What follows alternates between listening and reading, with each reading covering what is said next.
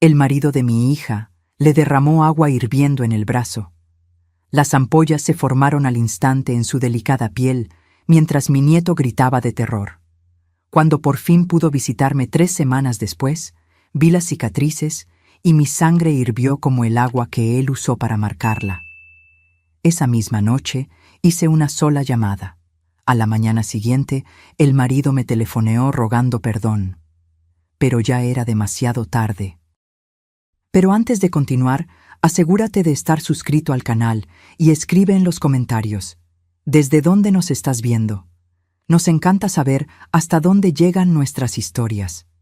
El olor a canela impregnaba mi pequeña tienda esa tarde de octubre. Estaba acomodando nuevos bordados cuando la silueta familiar de Lucía apareció en la puerta. Mi corazón se llenó de esa alegría automática que solo una madre conoce, pero algo era diferente.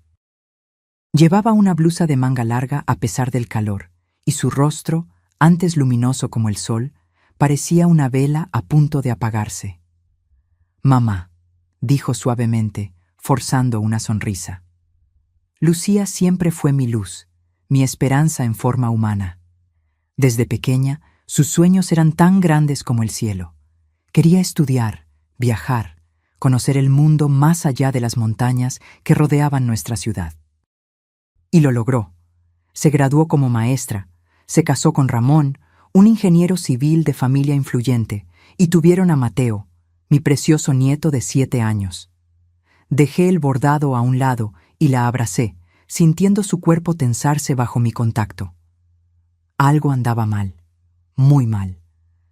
«Ven, preparé agua de Jamaica», la invité, guiándola a la pequeña sala en la parte trasera de la tienda. Mientras servía la bebida, un movimiento de Lucía hizo que su manga se subiera unos centímetros. Fue solo un vistazo, pero suficiente para que mi corazón se detuviera. En la piel delicada de su muñeca había una marca roja y ampollada, con bordes irregulares que parecían la cartografía de una pesadilla. «¿Qué es eso?», pregunté, mi voz más firme de lo que esperaba. Lucía bajó la manga con la velocidad de quien esconde un secreto terrible. «Nada, mamá. Se me cayó agua hirviendo mientras hacía café». La mentira sonó tan ensayada que casi le creí. Casi. Quise insistir, arrancarle la verdad, pero algo me detuvo. Un miedo ancestral, tal vez. El miedo a descubrir que mi peor pesadilla era una realidad. En cambio, le pregunté por Mateo, por las clases en la escuela donde ella daba clases, tratando de encontrar en las entrelíneas alguna pista de lo que realmente estaba pasando. Fue entonces cuando Mateo entró corriendo, sus pequeños pies haciendo ruido en el piso de madera gastada de la tienda. «¡Abuela!», se lanzó a mis brazos, su pequeño cuerpo transmitiendo más calor y vida de lo que sentía en Lucía. «Mi pequeño guerrero», susurré, abrazándolo con fuerza. Sus ojos, tan parecidos a los de su madre, brillaban con esa inocencia que yo rezaba para que nunca le fuera robada. Aproveché un momento en que Lucía fue al baño para arrodillarme a la altura de Mateo. «¿Tu papá está bien?», pregunté casualmente, tratando de mantener mi voz ligera. La sonrisa de Mateo desapareció como una nube cubriendo el sol. Miró sus propios pies, balanceándose de un lado a otro. «Papá grita mucho», respondió finalmente, tan bajo que tuve que inclinarme para escucharlo. «Se le pone la cara roja como un chile cuando está enojado». Mi corazón se hundió. Mateo continuó, sus palabras saliendo como agua de una presa rota. «Ayer tiró la tetera caliente al piso. Mamá lloró». Tragué saliva, tratando de controlar el temblor que comenzaba en mis manos. Antes de que pudiera preguntar más, Lucía regresó, y el tema murió como una vela apagada por el viento. Se quedaron un poco más. Lucía evitando mi mirada, Mateo dibujando en un cuaderno viejo que guardaba para él. Cuando se despidieron, los observé por la ventana mientras caminaban por la calle de adoquines. Lucía encorvada, como si cargara un peso invisible. Mateo saltando a su lado, inconsciente del abismo que se abría bajo sus pies. Esa noche no pude dormir. La imagen de la quemadura en el brazo de Lucía bailaba detrás de mis párpados cerrados. No era una quemadura accidental. Yo conocía bien esas marcas. Era una quemadura intencional, con un patrón definido, como si alguien hubiera derramado algo hirviendo deliberadamente en su piel. La mañana llegó, trayendo decisión en lugar de miedo. Tomé el teléfono y marqué el número de Ramón. Mi yerno, el hombre a quien confié la felicidad de mi hija. Doña Carmen. Su voz sonó educada, casi amable. ¿A qué debo el honor? Vi las quemaduras en el brazo de Lucía. Dije sin rodeos, mi voz más firme que mi corazón. Hubo un silencio al otro lado de la línea. Un silencio que duró solo segundos, pero que dijo más que 1000 palabras. ¿Y si lo hice? La voz de él cambió por completo, volviéndose fría como el hielo. ¿Qué vamos a hacer al respecto? ¿Una anciana vendedora de canastas contra un Vázquez? Su apellido, el de una de las familias más influyentes de la región, fue pronunciado como un escudo, una armadura que lo protegía de las consecuencias de sus actos. Colgué sin responder. Mis manos temblaban tanto que apenas pude poner el teléfono en el gancho. La verdad estaba allí, cruda y terrible como una herida abierta. Ramón estaba quemando a mi hija, marcándola con fuego, como si fuera ganado. Y él creía estar por encima de la ley gracias a su apellido. Pude haber llorado. Pude haberme ahogado en la desesperación. Pero en su lugar sentí que algo diferente nacía dentro de mí. Algo antiguo y feroz, como una serpiente que despierta de un largo sueño. Ramón había cometido un error terrible. Había subestimado el poder de una madre. Tomé el teléfono de nuevo, pero esta vez marqué un número diferente. Un número que no usaba desde hacía años, guardado en una vieja agenda con la tapa descolorida. ¿Miguel? Mi voz sonó extraña a mis propios oídos. Soy yo, Carmen. Necesito tu ayuda. Miguel Saldaña había sido amigo de mi difunto marido, un hombre que conocía los rincones oscuros de la ley, los caminos que no aparecen en los mapas oficiales. Contestó al tercer timbrazo, como si hubiera estado esperando mi llamada todos estos años. Carmen, respondió simplemente. Por fin. 3 días después, estaba sentada en un café en el centro histórico de Morelia. El sol de la tarde doraba las fachadas coloniales, los turistas tomaban fotos de la magnífica catedral, y yo esperaba con una taza de café intacta frente a mí. Miguel llegó puntualmente, como siempre. Su cabello estaba más canoso, su rostro más marcado por el tiempo, pero sus ojos, esos ojos que veían a través de las personas, seguían siendo los mismos. «Muéstrame», pidió sin ceremonias, después de sentarse. Deslicé sobre la mesa un sobre café. Dentro estaban las fotos que había tomado con mi celular viejo mientras Lucía dormía en mi casa la noche anterior. Imágenes de las quemaduras en sus brazos, algunas recientes, otras ya cicatrizando, formando un mapa de sufrimiento en su piel. Miguel examinó cada una con expresión impasible, pero noté cómo sus dedos apretaban el papel con creciente fuerza. Ramón Vázquez, dije en voz baja. Cree que puede hacer esto porque su familia controla la mitad de la ciudad. Miguel asintió lentamente. Los Vázquez compran jueces como quien compra tortillas en la plaza, comentó. La policía no va a ayudar. Lo sé, respondí. Por eso vine a ti. Miguel me miró por un largo momento, como si estuviera midiendo mi determinación. ¿Qué quieres, Carmen? Justicia, respondí simplemente. La palabra flotó entre nosotros, densa como el humo. Miguel guardó las fotos de vuelta en el sobre. La justicia no es gratis, ni es limpia como en las películas. ¿Estás segura? Pensé en Lucía, en la niña que acuné en mis brazos, a la que le enseñé a bordar, que soñaba con un mundo mejor. Pensé en las quemaduras en su piel, en el terror en sus ojos, en el futuro de Mateo creciendo en una casa donde la violencia era rutina. Estoy segura, respondí, mi voz sin dejar lugar a dudas. Miguel se levantó, guardando el sobre en el bolsillo interior de su saco. No me busques. Cuando sea el momento, te encontraré. Mientras lo veía partir, sentí que un peso se me quitaba de los hombros, solo para ser reemplazado por otro diferente. Acababa de poner un engranaje en movimiento, una máquina cuya naturaleza solo entendía parcialmente. La semana siguiente mantuve mi rutina con un esfuerzo deliberado. Abría la tienda cada mañana, tejía canastas bajo la suave luz que entraba por la ventana, vendía a los turistas que admiraban la auténtica artesanía mexicana. Sonreía cuando era necesario, hablaba cuando era apropiado, pero por dentro yo era puro fuego contenido. Lucía me visitó de nuevo, esta vez con nuevas marcas escondidas bajo las mangas. Su mirada estaba cada vez más distante, como si se estuviera retirando a algún lugar dentro de sí misma donde Ramón no pudiera alcanzarla. Era una estrategia de supervivencia que yo conocía bien. Mi propia madre había hecho lo mismo durante los años de abuso a manos de mi padre. Quería gritarle que la ayuda estaba en camino, que no tenía que seguir soportando eso, pero me contuve. Cualquier cambio en mi comportamiento podría alertar a Ramón. En cambio, le apliqué crema de aloe vera en las quemaduras más recientes, algunas con la forma perfecta de cucharas de metal calentadas, y me tragué mis lágrimas. «Estoy bien, mamá», susurró Lucía mientras trataba una marca particularmente fea en la parte interior de su codo. «Me lo merezco. Soy una pésima esposa». Sus palabras casi me rompieron.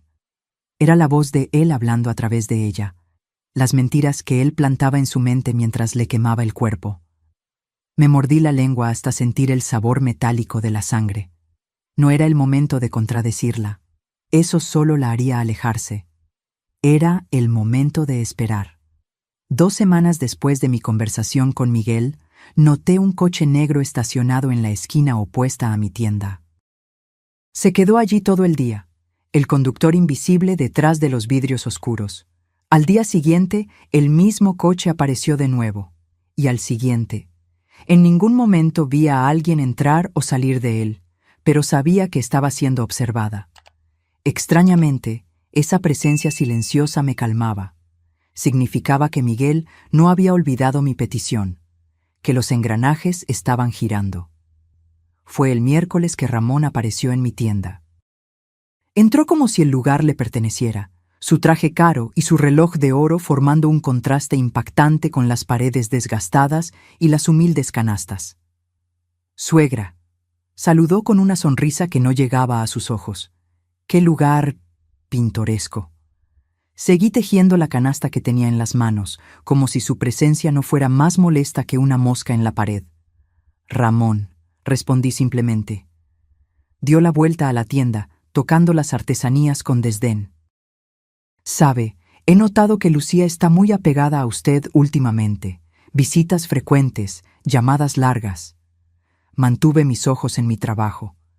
«Somos madre e hija». Sí, agitó la mano, desechando lo obvio. «Pero me preocupa que estas visitas la estén distrayendo de sus obligaciones en casa. Mateo necesita la atención de su madre. Yo necesito una esposa presente». Finalmente levanté los ojos para mirarlo. «Y Lucía necesita un marido que no la queme con agua hirviendo». Su sonrisa se congeló. Por un instante vi la máscara deslizarse, revelando la oscuridad que había debajo. Luego, tan rápido como apareció, la sombra se fue, reemplazada por el encanto calculado. «Ay, Carmen, siempre con su imaginación fértil. Lucía es tan torpe, siempre tiene accidentes en la cocina». Se acercó, inclinándose sobre el mostrador. «Sería una pena que esos accidentes empeoraran, ¿no cree?» El miedo me atravesó como un cuchillo, pero no lo demostré. En cambio, miré más allá de él, hacia la ventana de la tienda. El coche negro seguía allí, silencioso como una promesa. «Sería una pena de verdad», respondí con calma, «para todos los involucrados». Ramón entrecerró los ojos, tratando de descifrar el significado detrás de mis palabras. Luego, con una última mirada de evaluación, salió de la tienda, dejando atrás solo el aroma de su perfume caro y una amenaza no verbalizada. Esa noche, Miguel por fin me llamó. Ha comenzado, fue todo lo que dijo antes de colgar. Me senté en el porche de mi pequeña casa, mirando las estrellas sobre Morelia. El aire olía a jazmín y a tierra húmeda después de una ligera lluvia. En noches como esa solía sentir paz, pero esa noche en particular, lo que sentí fue muy diferente. Era anticipación. A la mañana siguiente, la noticia llegó como un trueno en un día despejado. Ramón Vázquez, el respetable ingeniero de familia tradicional, estaba bajo investigación federal. Malversación, fraude en licitaciones, lavado de dinero. Las acusaciones se acumulaban como nubes de tormenta. Encendí la pequeña televisión en la tienda justo a tiempo para ver a Ramón saliendo de la oficina federal en Morelia, tratando de esconder el rostro de las cámaras. Su abogado hacía declaraciones apresuradas sobre acusaciones infundadas y persecución política. Pero la mirada aterrorizada de Ramón contaba otra historia. Dentro de mí, un sentimiento extraño floreció. No era exactamente satisfacción ni alegría. Era algo más primitivo, más honesto. Era la sensación de ver la balanza empezar a equilibrarse. Lucía apareció en la tienda horas después, con Mateo. Su rostro estaba pálido, los ojos rojos de tanto llorar. ¿Viste las noticias?, preguntó en voz baja, después de que Mateo se distrajera con un juego de soldaditos de madera que yo guardaba para él. Asentí. Las vi. Dais que es una conspiración, que alguien quiere destruirlo, continuó ella, su voz temblorosa. Está furioso, mamá. Nunca lo había visto así. Sentí que mi corazón se encogía. ¿Estás segura allí? Lucía desvió la mirada. Él no regresó a casa anoche. Está en la oficina, con los abogados. Tomé sus manos entre las mías, notando cómo se estremeció cuando toqué cerca de una quemadura reciente. Quédate aquí. Tú y Mateo pueden dormir en la habitación de invitados. No puedo, respondió rápidamente, el miedo evidente en su voz. Se pondría aún más furioso si se enterara. Dijo que necesito estar en casa, mantener las apariencias. Antes de que pudiera insistir, la puerta de la tienda se abrió y una joven entró. Cabello perfectamente peinado, ropa cara, un micrófono en la mano. Detrás de ella, un hombre con una cámara en el hombro. «¿Señora Carmen Ruiz?», preguntó la joven con una sonrisa profesional. «Soy Alejandra Mendoza, de Televisión Michoacán. Nos gustaría hablar sobre su yerno, Ramón Vázquez». Lucía palideció aún más, agarrando mi brazo con fuerza. Sentí el terror emanando de ella, como el calor de una llama. «Sin comentarios», respondí firmemente, colocándome entre la reportera y mi hija. «Por favor, retírese de mi tienda». La joven dudó, claramente no esperando resistencia. Solo algunas preguntas sobre las acusaciones y sobre los rumores de violencia doméstica. «Fuera», repetí, mi voz sin dejar espacio para la discusión. Cuando la puerta se cerró detrás de ellos, Lucía se desplomó en una silla, temblando. «¿Cómo lo saben?», susurró. «¿Quién contó sobre lo que pasa en casa?». Negué con la cabeza, fingiendo ignorancia, mientras mi corazón latía contra mis costillas. «No sé, mija. Tal vez alguien vio algo, dijo algo». Lucía me miró a los ojos y por un momento temí que pudiera ver a través de mí, ver el fuego que yo había iniciado, pero solo bajó la cabeza, derrotada. «Él me va a culpar por esto», murmuró. «Dirá que hablé de más, que lo traicioné». Sostuve su rostro entre mis manos, obligándola a mirarme. «Escucha bien, Lucía. Lo que Ramón te hace no es tu culpa. Nunca lo ha sido. Nunca lo será». Una lágrima solitaria rodó por su rostro. «No entiendes, mamá. Dijo que si intentaba dejarlo me quitaría a Mateo, que nadie me creería contra un Vázquez». Miré a Mateo, inocentemente jugando en la esquina de la tienda. Mi nieto, el niño de ojos brillantes que merecía mucho más que crecer en una casa donde el miedo reinaba. «Las cosas están cambiando», dije suavemente. «Confía en mí». Esa noche, después de que Lucía y Mateo se fueron, A pesar de mis protestas, recibí otra visita. Miguel entró silenciosamente por la puerta trasera, como una sombra deslizándose por la pared. Los federales encontraron documentos comprometedores en su oficina, informó sin preámbulos. Contratos sobrevaluados, cuentas en paraísos fiscales, pagos a funcionarios públicos. La familia está tratando de encubrirlo, pero hay demasiada gente involucrada. ¿Y qué hay de las otras cosas?, pregunté. ¿Sobre Lucía? Miguel se apoyó en la mesa, su rostro parcialmente iluminado por la débil lámpara. Tenemos testimonios, la empleada, el jardinero, incluso el chofer. Todos vieron las marcas, escucharon los gritos, pero... ¿Pero? Sin Lucía no tenemos caso. Ella necesita testificar, Carmen. Necesita mostrar las quemaduras, contar la historia. Cerré los ojos, sintiendo el peso de esa verdad. Tiene miedo. La amenazó con Mateo. Miguel suspiró, pasándose la mano por el cabello canoso. Ramón ya sobornaba a los jueces de familia desde hace años. En un proceso de custodia normal, él ganaría. ¿Y ahora? Una lenta sonrisa se formó en sus labios. Ahora está acorralado. La familia ya no puede protegerlo como antes. Todos están tratando de salvar su propio pellejo. Sentí que una llama de esperanza se encendía en mi pecho. ¿Entonces hay una posibilidad? La hay, confirmó Miguel, pero solo si Lucía es valiente. Después de que Miguel se fue, me quedé sentada en la oscuridad, pensando en la valentía.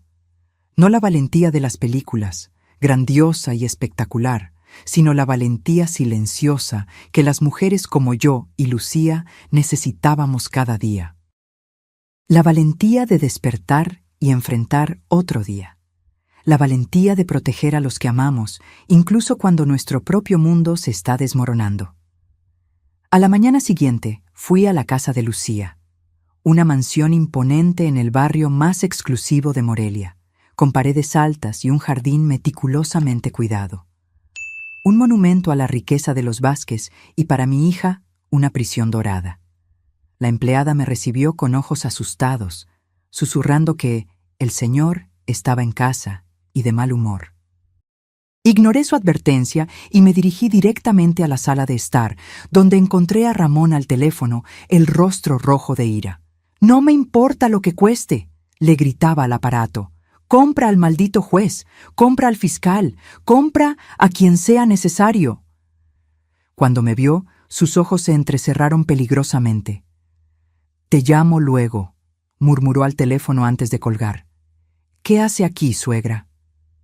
«Vine a ver a mi hija», respondí con calma, aunque sentía que mi corazón se aceleraba.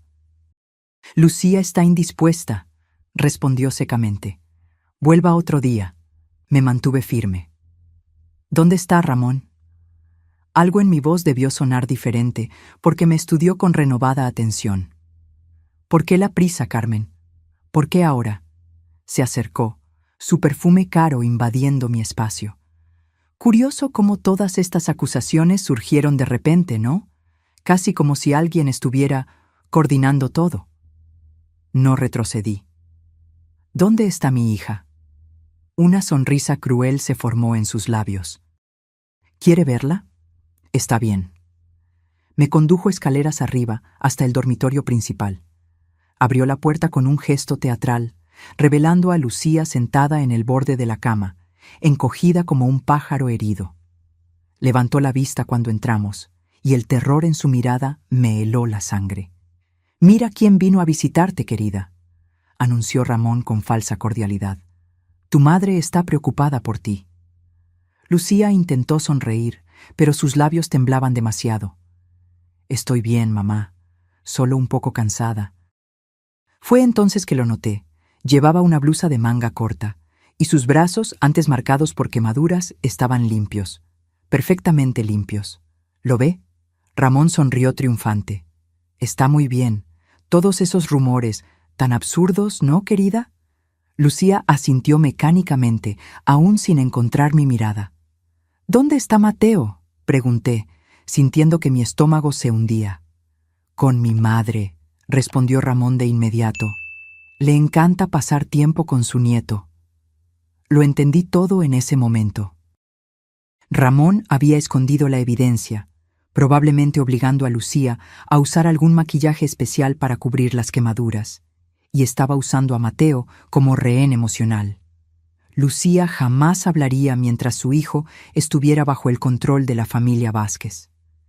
Me gustaría quedarme unos minutos a solas con mi hija, pedí mirando directamente a Ramón.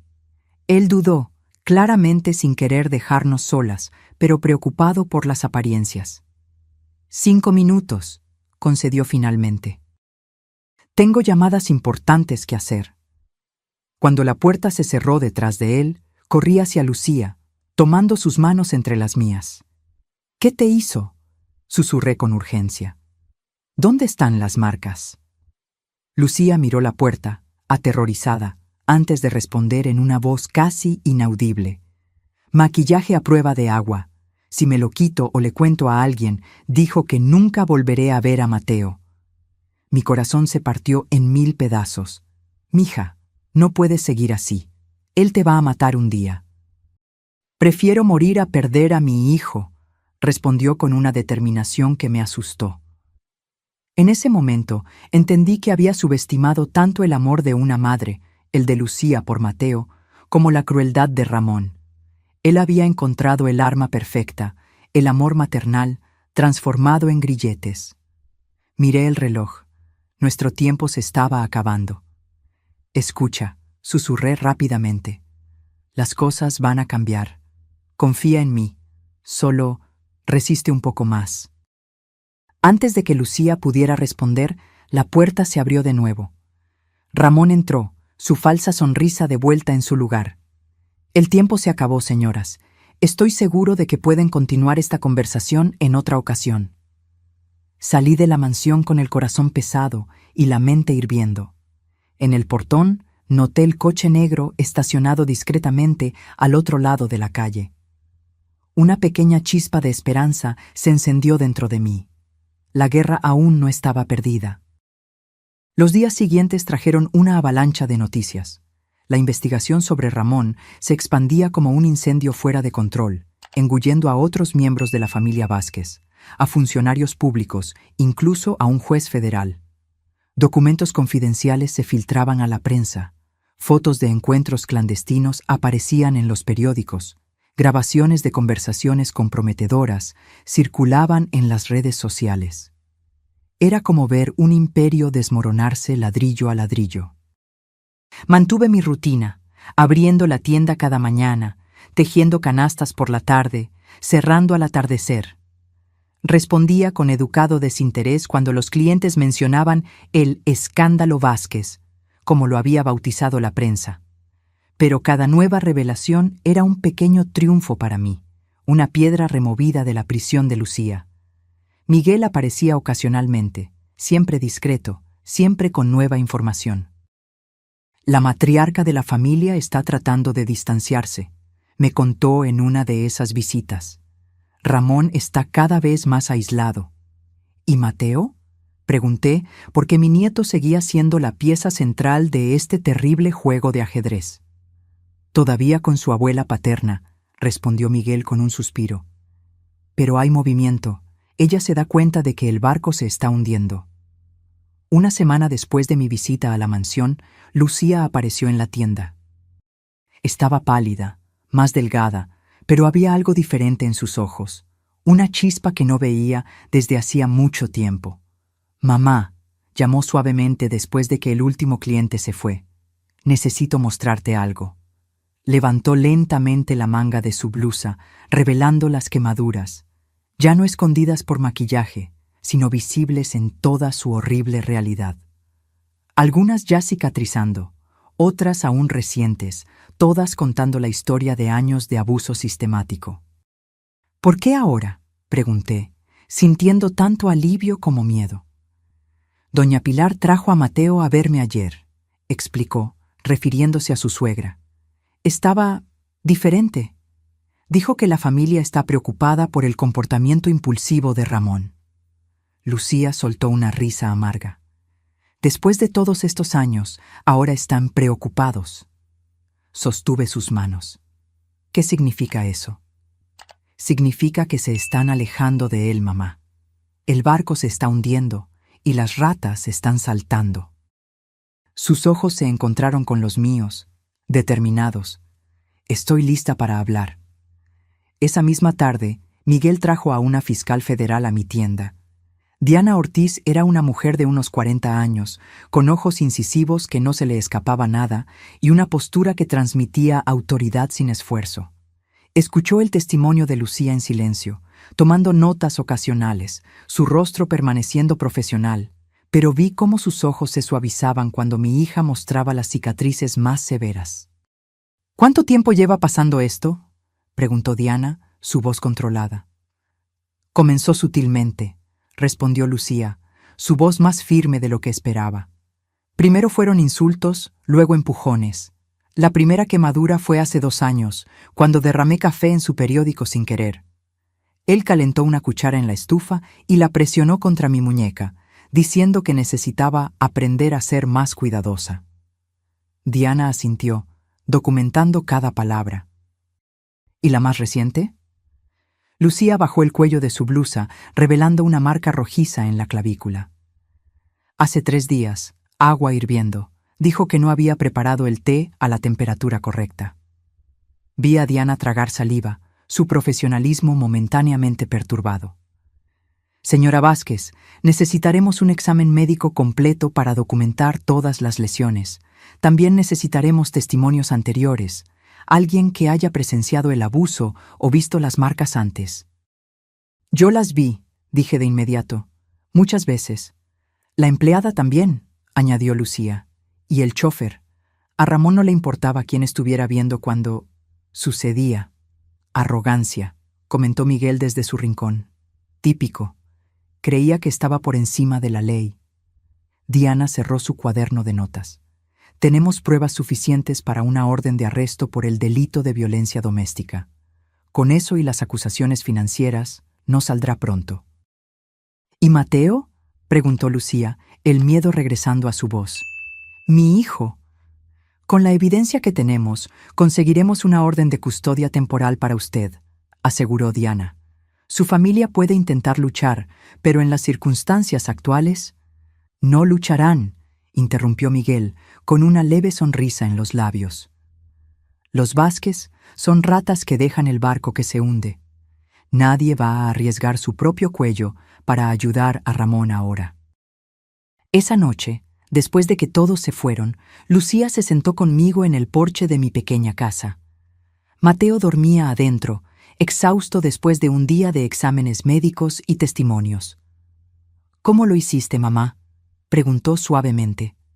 ¿Cómo derribaste a un hombre como Ramón? Miré al cielo estrellado, sopesando mis palabras.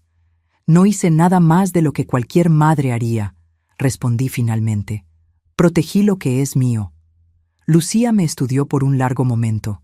Luego asintió lentamente. No sé si me creyó, si sospechaba de la magnitud de mi implicación. Tal vez era mejor así. Algunas verdades son como cuchillos, hieren cuando se exponen. A la mañana siguiente, vimos por televisión el arresto de Ramón. Salió del tribunal entre policías federales, el rostro contorsionado en una máscara de odio y desesperación. Por un breve momento, miró directamente a la cámara, como si pudiera verme a través de ella. «Esto no ha terminado», gritó antes de ser empujado dentro de la patrulla. «¡No saben con quién están tratando!» Lucía tembló a mi lado, pero se mantuvo firme. Mateo, jugando con sus soldaditos en el piso de la sala, levantó la vista brevemente hacia la televisión, luego volvió a su juego sin mostrar emoción. Los niños son sorprendentemente resilientes, pensé. Tal vez él podría crecer sin las sombras de su padre cerniéndose sobre él. Los días se convirtieron en semanas. El caso de Ramón se volvió un escándalo nacional, con nuevas revelaciones surgiendo a diario. Otros miembros de la familia Vázquez fueron implicados en sus esquemas. Antiguos aliados se volvieron contra él, ofreciendo testimonios a cambio de inmunidad. El imperio que él y su familia habían construido se desmoronaba como un castillo de arena. Lucía y Mateo se quedaron conmigo. Lentamente vi a mi hija regresar. No la misma de antes, porque algunas heridas nunca sanan por completo, pero una versión más fuerte, más resiliente. Volvió a dar clases, ahora en una escuela cerca de mi tienda. Mateo hizo nuevos amigos, su risa resonando por la casa que por tanto tiempo solo conoció el silencio de mi soledad. Miguel aparecía ocasionalmente, siempre discreto. Nunca hablábamos de lo que habíamos hecho, de las líneas que habíamos cruzado. Algunas verdades es mejor dejarlas en las sombras. Una tarde de domingo, mientras Lucía y Mateo visitaban el mercado, Diana Ortiz apareció en mi tienda. No vestía su traje formal. Estaba en jeans y camiseta, su cabello suelto en lugar del habitual moño estricto. «Señora Carmen», saludó formalmente. «¿Podemos hablar?»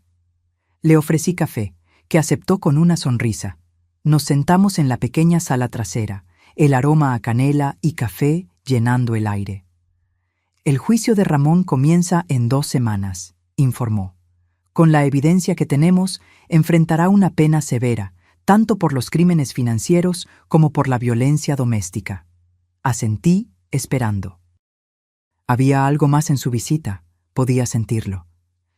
«Curioso cómo todo se desencadenó», continuó, sus ojos estudiándome. «Todas las pruebas surgiendo simultáneamente, los testimonios, los documentos filtrados, casi como si alguien estuviera orquestando todo». Mantuve mi expresión neutral, revolviendo mi café lentamente. «La justicia tiene sus propios caminos, ¿no es así?» Diana sonrió ligeramente. «Sí, los tiene». Tomó un sorbo de café antes de continuar. «Sabe, en la Facultad de Derecho, mi profesor decía que hay 2 tipos de justicia, la de los tribunales y la de la calle. La primera es lenta, imperfecta, a veces falla. La segunda es rápida, eficiente, pero peligrosa». «¿Y cuál prefiere usted?», pregunté. «Depende del día», respondió con una sinceridad sorprendente. Luego, colocando la taza sobre la mesa, añadió: «Algunas personas no merecían el poder que tenían. Ramón Vázquez es una de ellas». Nos quedamos en silencio por un momento, un entendimiento no verbalizado flotando entre nosotras. «¿Qué pasó con su familia?», pregunté finalmente. «La madre regresó a España. Los hermanos están tratando de salvar lo que pueden de los negocios, distanciándose de él». Diana dudó. Luego continuó: «La parte interesante es que nadie está realmente luchando por él. Es como si todos supieran que se merece lo que le está pasando». Cuando Diana se fue, me quedé sentada sola, contemplando el torbellino de los últimos meses. Había desatado fuerzas que apenas comprendía, puesto en movimiento engranajes que ahora giraban por su cuenta. Había cruzado líneas que nunca imaginé cruzar. Pero cuando Lucía y Mateo regresaron del mercado, ella riéndose de algo que el niño había dicho, su rostro libre de ese miedo constante que por tanto tiempo la había acompañado, supe que lo haría todo de nuevo, sin dudarlo. El juicio de Ramón duró menos de lo que esperábamos. La evidencia era abrumadora, los testimonios devastadores. Lucía habló por casi 2 horas, su voz ganando fuerza a medida que describía los años de abuso. Mostró cada cicatriz, explicó cada quemadura. Cuando terminó, hubo un silencio sepulcral en la sala del tribunal. Yo testifiqué después de ella, contando lo que había visto, cómo había intentado ayudar. No mencioné a Miguel, ni las medidas que tomamos. Algunas verdades permanecen enterradas. La empleada de la casa también testificó, describiendo cómo encontraba a Lucía llorando en el baño, aplicándose hielo en quemaduras recientes. El chofer relató los arranques de furia de Ramón, las amenazas que hacía abiertamente. Y luego, sorprendentemente, la propia madre de Ramón, doña Pilar, apareció para testificar. Entró a la sala del tribunal con una dignidad silenciosa, evitando mirar a su hijo. «Señora Vázquez», comenzó el fiscal, «¿estaba usted al tanto de los abusos que su hijo infligía a su esposa?». Doña Pilar mantuvo la mirada fija al frente, las manos cruzadas sobre su regazo. Sí, respondió simplemente. Un murmullo recorrió la sala. ¿Y usted no hizo nada para impedirlo? Cerró los ojos brevemente. Mi marido también era un hombre difícil. En nuestra familia, las mujeres aprenden a no cuestionar. Luego, volteándose hacia Lucía por primera vez, añadió: Lo siento mucho, hija mía, te fallé. Vi a Lucía llevarse la mano a la boca, conmocionada por esta confesión inesperada. Ramón, sentado con sus abogados, parecía haber envejecido 10 años. Su rostro, antes arrogante, ahora mostraba profundas líneas de desesperación. Cuando el juez pronunció la sentencia, 18 años por violencia doméstica, más 12 por los crímenes financieros, Ramón no mostró emoción. Solo me miró a mí, una mirada larga y calculada que me estremeció hasta los huesos. Esto no ha terminado, murmuró mientras los guardias se lo llevaban. No era una amenaza vacía, era una promesa. Esa noche celebramos en silencio en casa. No era una victoria para ser celebrada con champán y risas, sino con el silencio respetuoso de los sobrevivientes. Mateo se durmió temprano, exhausto por la tensión del día. Lucía y yo nos quedamos en el porche, observando las estrellas. ¿Qué va a pasar ahora?, preguntó suavemente. Ahora vivimos, respondí. Un día a la vez. Lucía apoyó su cabeza en mi hombro, como hacía cuando era niña. Tengo miedo, mamá. Miedo de que encuentre una manera de lastimarnos, incluso desde la prisión. Yo también tenía ese miedo, aunque no lo admitiría.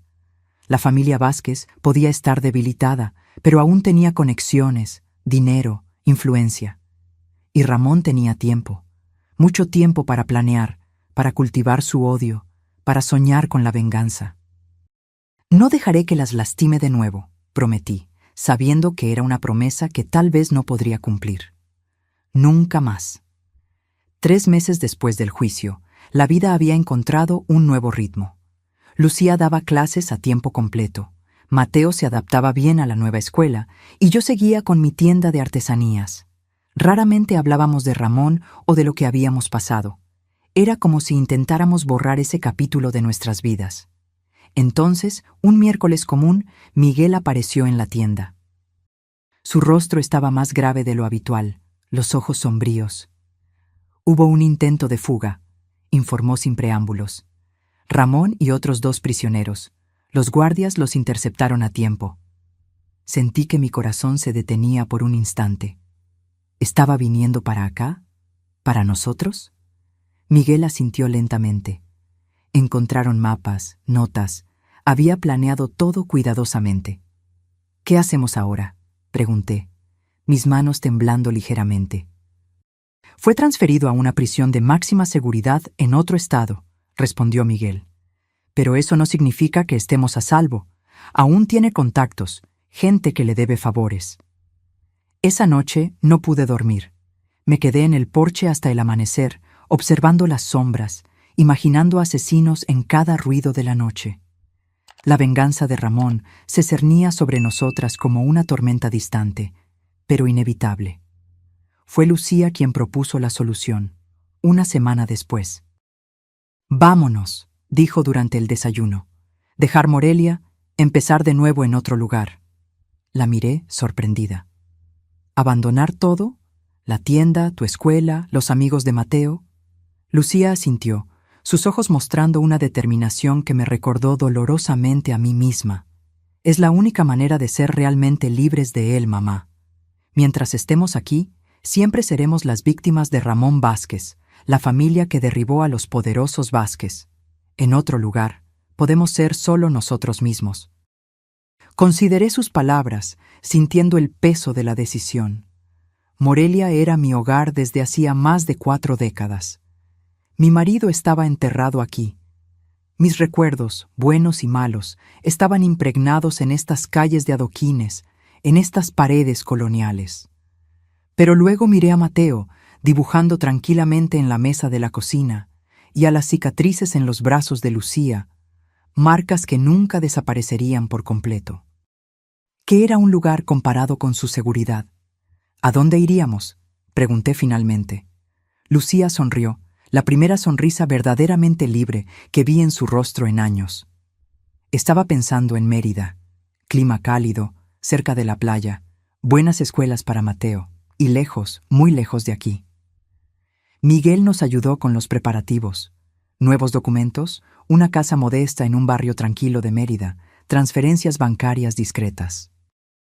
Diana Ortiz, sorprendentemente, también ofreció ayuda, asegurándose de que nuestro paradero permaneciera confidencial en los registros oficiales.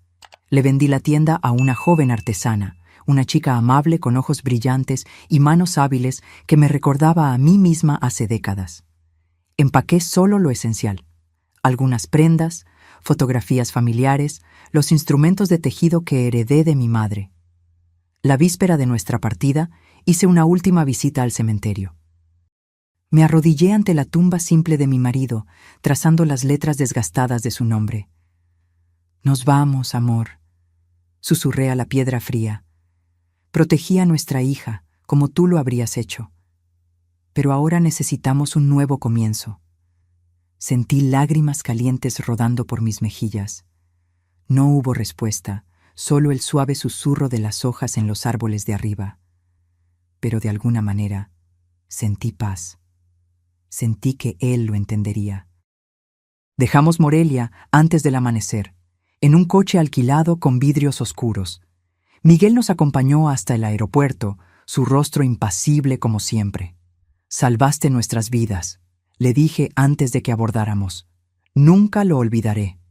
Él solo asintió, apretando mi mano brevemente. «Tú hiciste lo imposible, Carmen. Derribaste un imperio con nada más que determinación». Miré a Lucía y a Mateo, esperando en la fila de embarque. «No fue determinación», corregí suavemente. «Fue amor». El vuelo a Mérida fue tranquilo. Las nubes debajo de nosotros parecían tan sólidas como el suelo que habíamos dejado atrás. Mateo dormía en el asiento del medio, su cabeza apoyada en el brazo de Lucía. «¿Crees que nos encontrará?», preguntó Lucía en voz baja, su miedo aún presente a pesar de todo. Tomé su mano, notando cómo las cicatrices comenzaban a aclararse. «No», respondí con una confianza que no sentía del todo. «Este capítulo ha terminado». Pero incluso mientras decía esas palabras, sentí un escalofrío en la espalda. Ramón no era un hombre que olvidara. Su odio no disminuiría con el tiempo, solo se profundizaría como una herida infectada. 30 años en una prisión le darían tiempo de sobra para planear, para esperar. Miré por la ventana del avión, viendo a Michoacán desaparecer bajo las nubes. Dejamos atrás no solo un lugar, sino una versión de nosotras mismas. La mujer que se subió a ese avión ya no era solo Carmen, la artesana. Era Carmen, la mujer que había desafiado un imperio por amor a su hija. Carmen, que había aprendido que la justicia a veces llega por caminos inesperados, y si un día Ramón nos encontraba, no encontraría a las mismas mujeres asustadas. Encontraría a sobrevivientes, forjadas en el fuego de su propia crueldad. Mérida nos recibió con un calor húmedo y abrasador, tan diferente del clima templado de Morelia.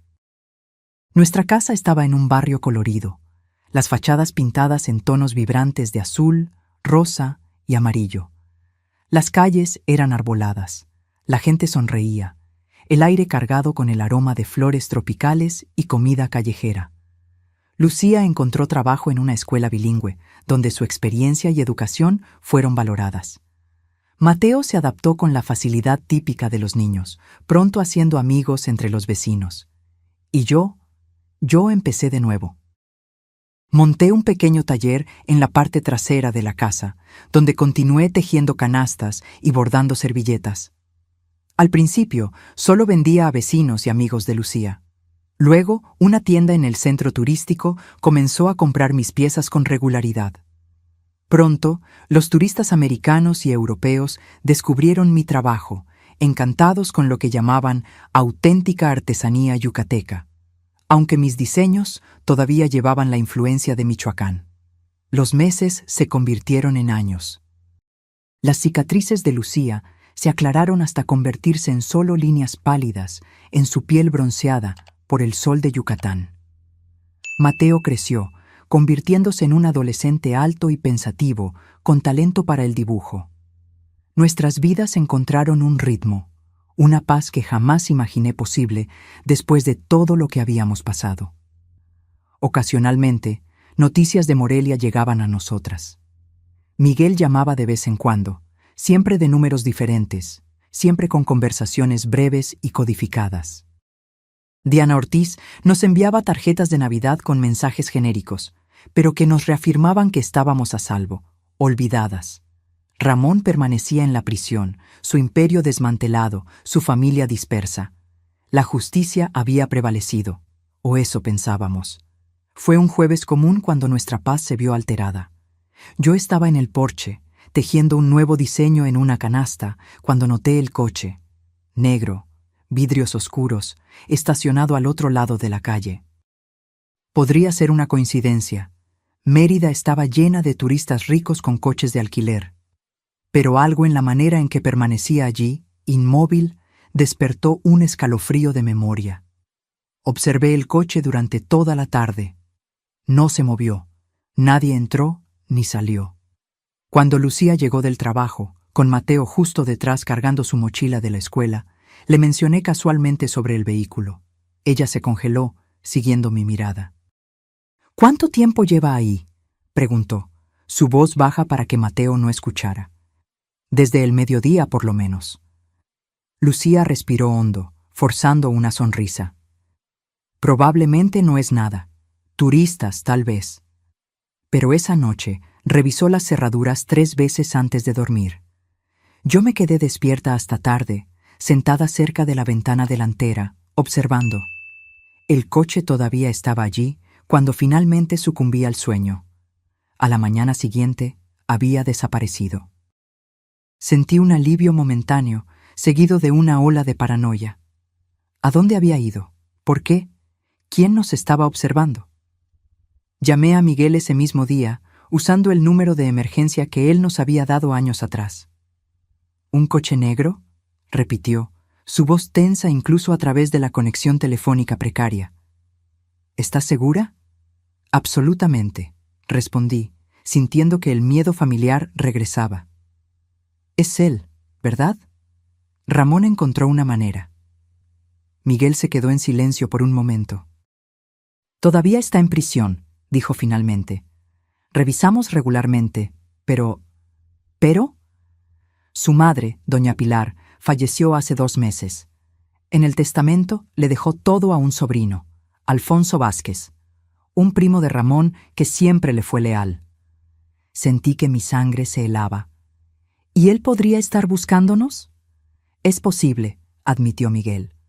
Voy a investigar. Mientras tanto, estén atentas. Cualquier movimiento sospechoso, avísenme de inmediato. En los días siguientes, el coche negro apareció de nuevo, siempre a la distancia, siempre solo observando. Nunca pudimos ver quién estaba dentro. Comencé a acompañar a Lucía y Mateo a todos lados, a la escuela, al trabajo, al mercado. Mis ojos constantemente revisando sobre mis hombros, buscando el vehículo que se había convertido en símbolo de nuestro miedo. Fue Mateo quien finalmente lo vio, al conductor. Estábamos regresando del mercado cuando el niño, ahora de 13 años, se detuvo abruptamente. «Ese hombre nos está siguiendo», dijo, señalando discretamente a un hombre de mediana edad parado cerca de un puesto de frutas. Estaba en mi escuela ayer y en el restaurante donde almorzamos hoy. Miré en la dirección indicada y sentí que mi corazón fallaba. El hombre era alto, delgado, con cabello canoso bien cuidado.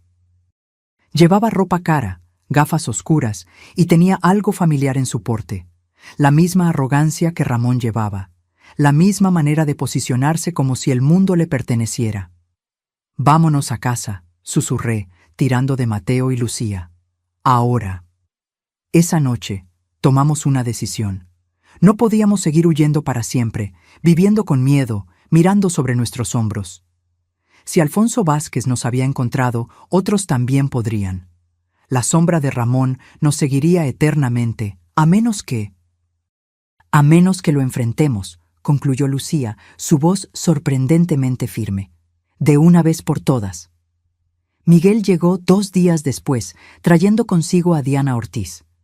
Se hospedaron en un hotel cercano, nunca visitando nuestra casa directamente para no atraer la atención. Nos encontrábamos en cafés diferentes, parques, tiendas, siempre en movimiento, siempre vigilantes. Alfonso Vázquez llegó a Mérida hace 3 semanas, confirmó Miguel. Ha estado visitando a Ramón en la prisión regularmente en el último año. Sabemos que las está buscando, pero no sabemos exactamente qué pretende. Y no podemos simplemente arrestarlo por estar en la misma ciudad que ustedes, añadió Diana con frustración. No ha hecho nada ilegal. Aún, completó Lucía sombríamente. Fue entonces que formamos nuestro plan. No huiríamos de nuevo. Esta vez prepararíamos una trampa. Si Alfonso quería llegar a nosotras, le dejaríamos un camino abierto, pero en nuestras condiciones, en nuestro territorio. Diana organizó una vigilancia policial discreta. Miguel contrató a guardias de seguridad privados para monitorear nuestra casa y los lugares que frecuentábamos, y yo decidí hacer algo que nunca imaginé hacer. Compré un pequeño revólver. Miguel me enseñó a usarlo en un campo aislado en las afueras de la ciudad. Mis manos temblaban con cada disparo, el retroceso del arma enviando ondas de dolor por mis brazos envejecidos. Pero seguí practicando, día tras día, hasta que el peso del metal se volvió familiar, hasta que pude acertar al objetivo consistentemente. Espero no necesitarlo nunca, comenté mientras limpiábamos las armas después de una sesión. Miguel me miró con sus ojos sabios y cansados. Yo también, Carmen, pero en este mundo, a veces la mejor defensa es estar preparado para lo peor. 2 semanas después, Alfonso hizo su movimiento. Era domingo por la mañana. Lucía y Mateo habían salido para la misa. Parte del plan, dejarme sola en casa como carnada. Yo estaba en la cocina, preparando café, cuando escuché el sonido distintivo de alguien forzando la puerta trasera. Mi corazón se aceleró, pero mis manos permanecieron firmes. Lentamente, tomé el revólver escondido en el cajón de la cocina. El peso del metal era reconfortante, real. Me coloqué contra la pared, respirando profundamente para calmar mis nervios. La puerta se abrió. Pasos silenciosos cruzaron la pequeña lavandería. Luego él apareció, Alfonso Vázquez, aún más imponente de cerca. Alto, elegante, con la misma mirada de superioridad que toda la familia Vázquez parecía poseer como herencia. Señora Carmen, saludó con falsa cordialidad, como si fuera un invitado esperado. Por fin nos encontramos.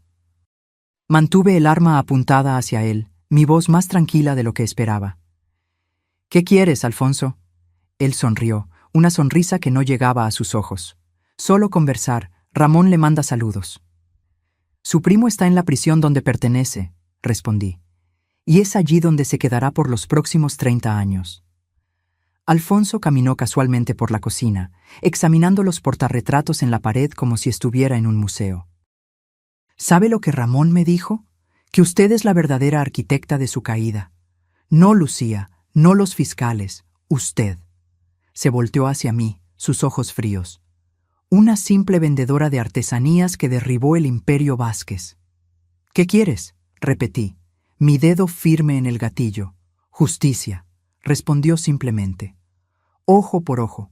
Usted destruyó su vida, así que él me envió a destruir la suya.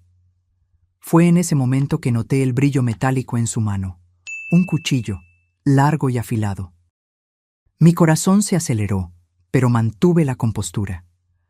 No vas a lastimar a mi familia, declaré, mi voz sin dejar lugar a dudas. Alfonso se rió, un sonido frío y calculado. No pretendo lastimar a nadie, Carmen, solo llevarle un mensaje de vuelta a Ramón. Dio un paso adelante, el cuchillo reflejando la luz de la mañana, que su venganza ha sido consumada. En ese momento escuché sirenas a lo lejos. la señal de que Miguel y Diana habían detectado la invasión, de que la ayuda estaba en camino. Pero Alfonso también la escuchó. Su rostro se contorsionó de furia. «Usted planeó esto», siseó, avanzando hacia mí. No dudé. El entrenamiento de Miguel tomó el control, mi cuerpo actuando por instinto. 2 disparos, no para matar, sino para inmovilizar. El primero le dio en el hombro, el segundo en la pierna. Alfonso cayó, el cuchillo tintineando en el piso de baldosas. La policía llegó minutos después, seguida por Miguel y Diana. Mientras los paramédicos atendían a Alfonso, yo permanecí sentada en el porche, el revólver ahora seguro en las manos de Miguel. Mi cuerpo temblaba incontrolablemente, la adrenalina finalmente disipándose. «Se acabó», dijo Diana, sentándose a mi lado. «De verdad, esta vez». «¿Cómo puedes estar segura?», pregunté, mi voz débil. «Porque encontramos evidencia en el hotel de Alfonso, cartas de Ramón, detallando todo el plan». No solo quería asustarlas, quería eliminar a los testigos que lo pusieron en prisión. Diana colocó su mano en mi hombro. «Con esto, Ramón enfrentará nuevas acusaciones.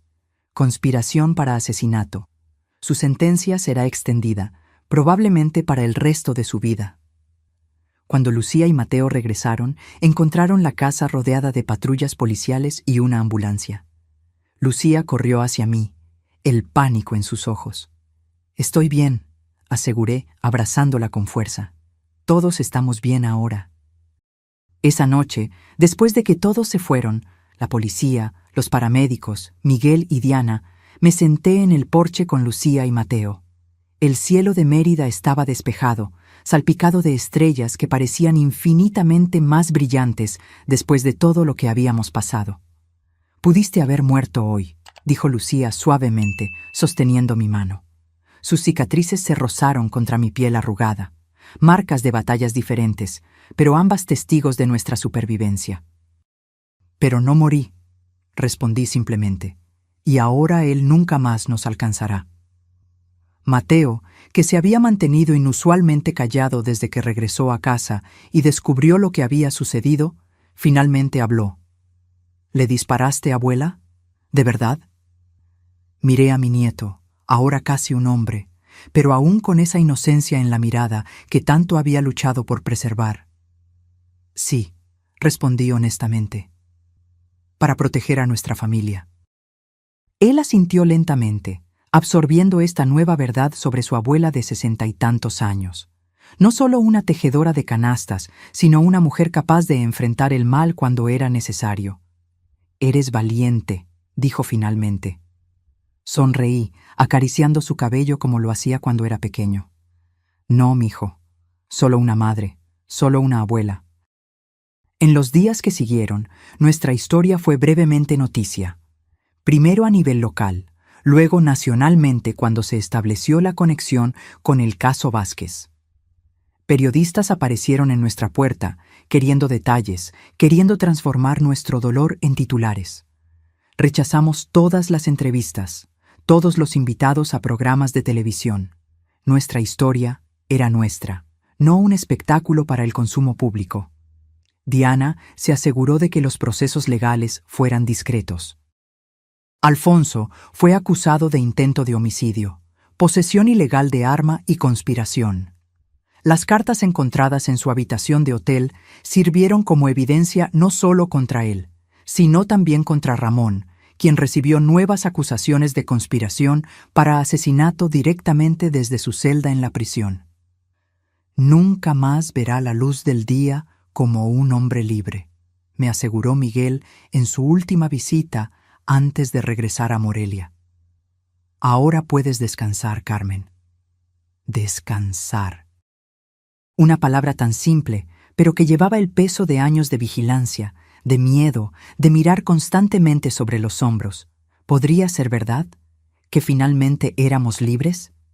6 meses después del incidente con Alfonso, nuestra vida había encontrado un nuevo ritmo. Lucía recibió un ascenso en la escuela, convirtiéndose en coordinadora pedagógica. Mateo, inspirado tal vez por los eventos recientes, decidió que quería estudiar Derecho cuando terminara la preparatoria. para ayudar a personas como nosotros, abuela, explicó con la simplicidad directa de la juventud. En cuanto a mí, abrí una pequeña tienda en el centro histórico de Mérida. No solo para vender mis artesanías, sino para enseñar. 2 veces por semana ofrecía clases de tejido a mujeres locales, muchas de ellas provenientes de situaciones de vulnerabilidad. No se trataba solo de canastas y bordados, se trataba de independencia, de crear con las propias manos, de transformar el dolor en belleza. En una de esas clases, una joven llegó con el rostro marcado por moretones mal disimulados bajo maquillaje espeso. Sus manos temblaban mientras intentaba aprender los primeros puntos de bordado. Reconocí en ella el mismo miedo que había visto en los ojos de Lucía años atrás. Después de la clase, le ofrecí un café en el pequeño espacio en la parte trasera de la tienda. Ella aceptó vacilante, sus ojos revisando constantemente el reloj, la señal de alguien con miedo de llegar tarde, de provocar la ira de un agresor. «Mi nombre es Carmen», dije suavemente, sirviendo el café en tazas de cerámica de colores. «Y puedo ayudar si quieres». Ella levantó la vista, sorprendida. «¿Ayudar con qué?» «Con cualquier cosa que necesites», respondí, indicando discretamente los moretones en su rostro. A veces necesitamos algo más que solo aprender a bordar. La joven, Gabriela era su nombre, se echó a llorar. Me contó sobre su marido violento, sobre el miedo constante, sobre la vergüenza que le impedía buscar ayuda. «¿Crees que no hay salida?», dije, no como una pregunta, sino como una constatación. «Que él es demasiado poderoso, que nadie te creerá que estás sola». Ella asintió, secándose las lágrimas con el dorso de la mano. «Yo también lo pensaba una vez», continué, levantando las mangas para mostrar mis propias cicatrices, no de quemaduras como las de Lucía, sino marcas de mi propia batalla con Alfonso. «Pero no estamos solas, Gabriela, nunca estamos realmente solas».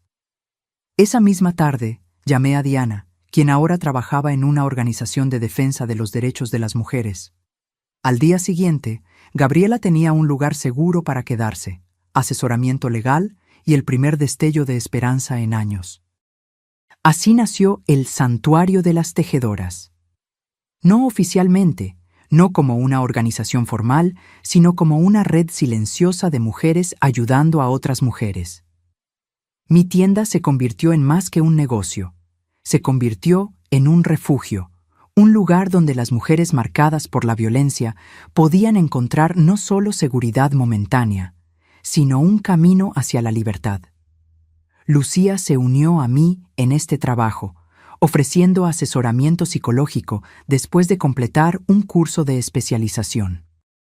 Mateo, incluso siendo joven, ayudaba con cuestiones técnicas, creando un sitio web discreto, sistemas de comunicación seguros, identificando recursos legales.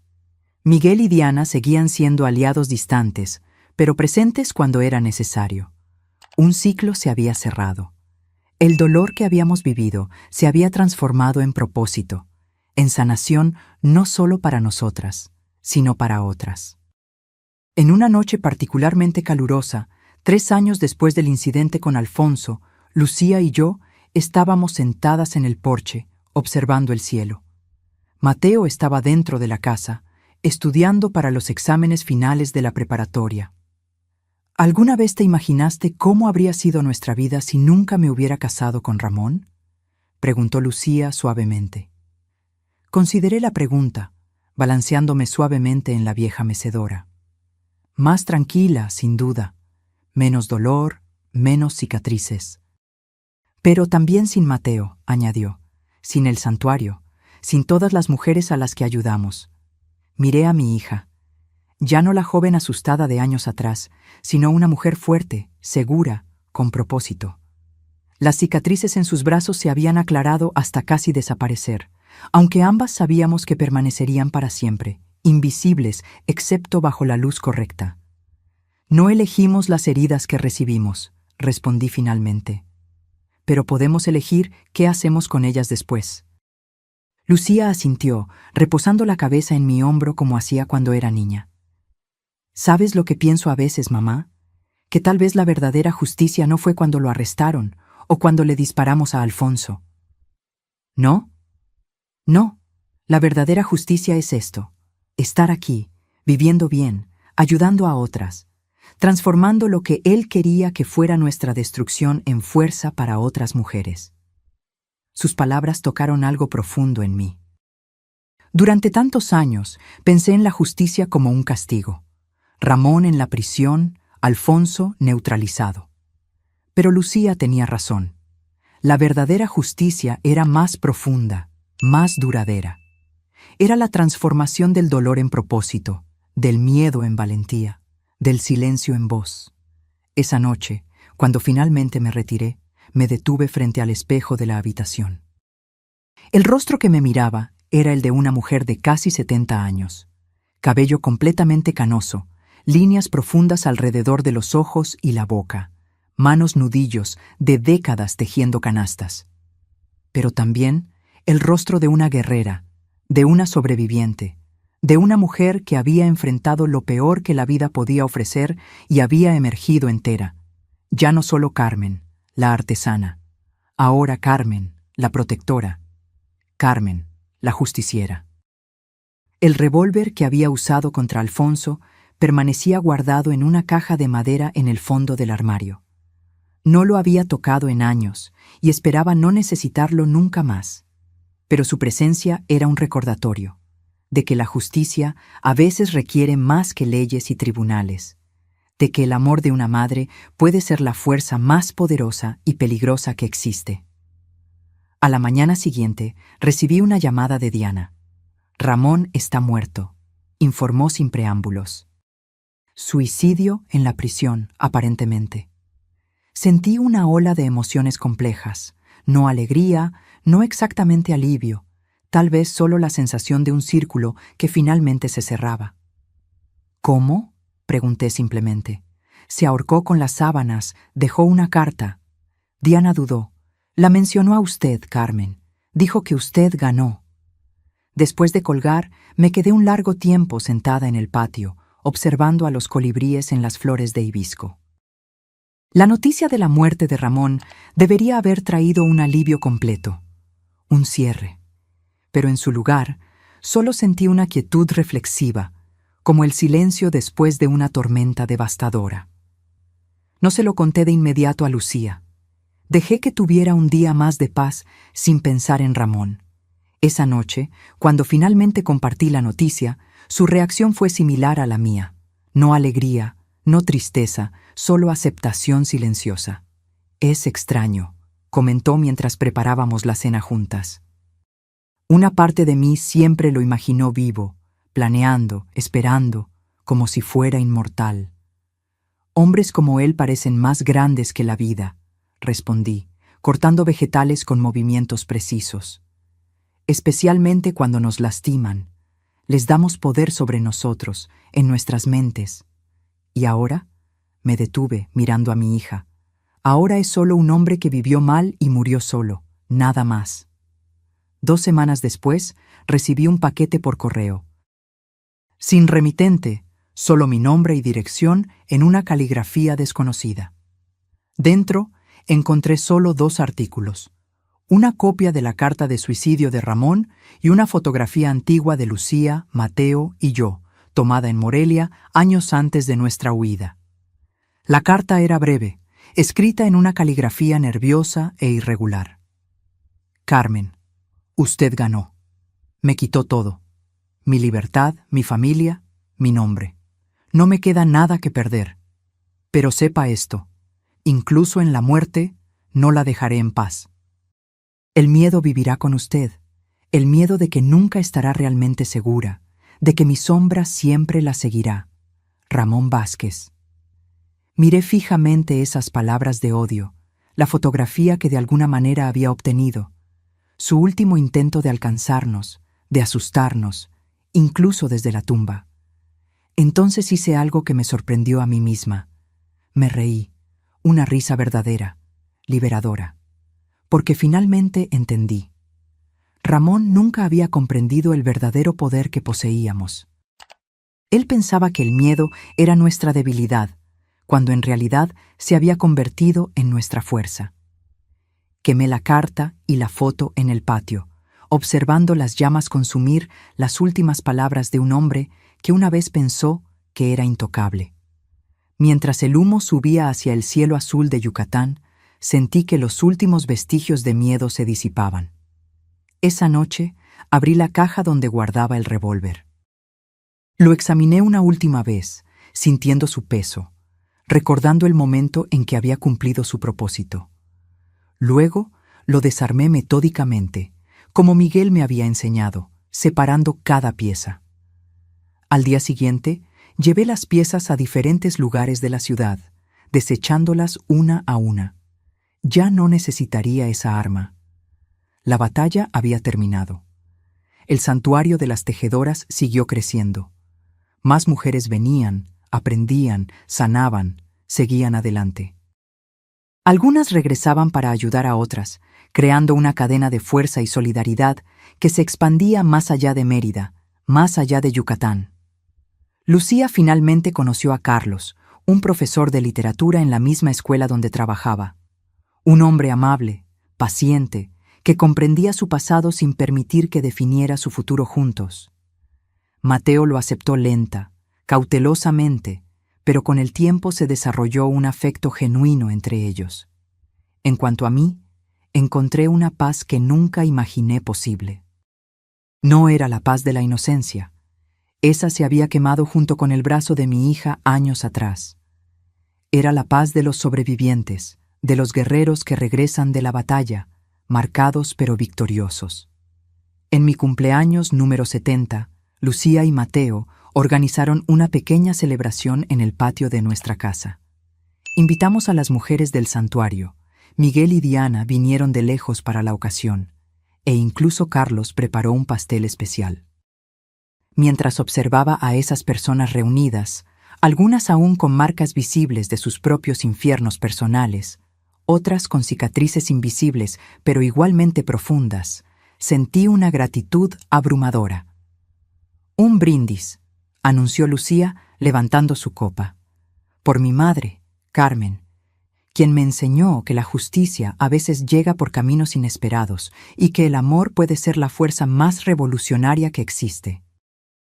Mientras todos levantaban sus copas, mis ojos se encontraron con los de Mateo, ahora un joven a punto de comenzar la Universidad de Derecho. Sonrió. Una sonrisa que me recordó dolorosamente al niño que una vez dibujó a su madre con manchas moradas en los brazos, que no incluyó a su padre en su dibujo de la familia. «Por la justicia», añadió suavemente, «y por las mujeres que luchan por ella, incluso cuando todo el mundo dice que es imposible». El sol se ponía sobre Mérida, bañando nuestro pequeño jardín en tonos dorados. La cicatriz en mi brazo, recuerdo de la lucha contra Alfonso, brillaba plateada a la luz del atardecer. Las cicatrices de Lucía, casi invisibles ahora, contaban una historia que ella compartía con otras mujeres cuando era necesario. Cicatrices, marcas de batallas, de supervivencia, de transformación. Ya no fuentes de vergüenza, sino medallas de honor. Testigos silenciosos de una verdad que Ramón nunca comprendió, que a veces la persona más peligrosa del mundo es una madre protegiendo a su familia, y que la verdadera justicia no viene de tribunales o prisiones, sino de la negativa a permitir que la crueldad de un hombre defina el futuro de una familia entera. Que la justicia, a veces, tiene el rostro de una anciana que teje canastas y enseña a otras mujeres a encontrar su propia fuerza. Si este video te tocó el corazón, suscríbete al canal y considera unirte como miembro para que podamos seguir compartiendo historias increíbles. Solo tienes que hacer clic en el enlace del comentario fijado a continuación. Juntos, podemos romper el ciclo de silencio que protege a los agresores y aísla a las víctimas. Gracias por escucharme. La fuerza está en cada una de nosotras. A veces, solo necesitamos una mano extendida para recordárnoslo.